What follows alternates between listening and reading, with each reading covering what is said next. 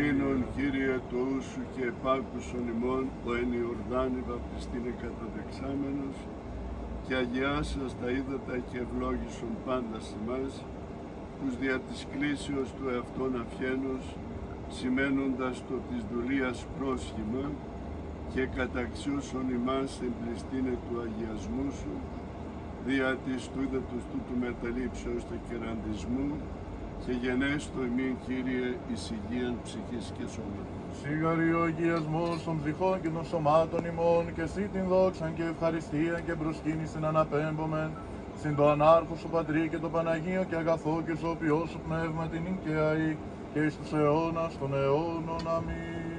Σώσον, Κύριε, των λαών σου και ευλογήσον την κληρονομία σου, νίκας της ευσεβέση κατεναντίον δωρουμένων, και τόσων φυλάτων δια του σταυρού σου πολίτευμα.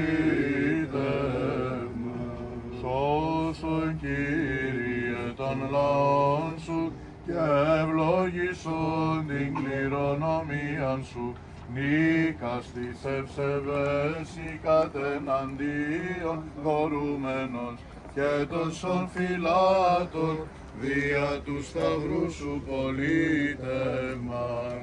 Σώσον, Κύριε, των λαών σου και ευλογήσον την κληρονομία σου, νίκας της ευσεβέση κατεναντίον δωρουμένων, και τόσων φυλάτων δια του σταυρού σου πολίτευμα.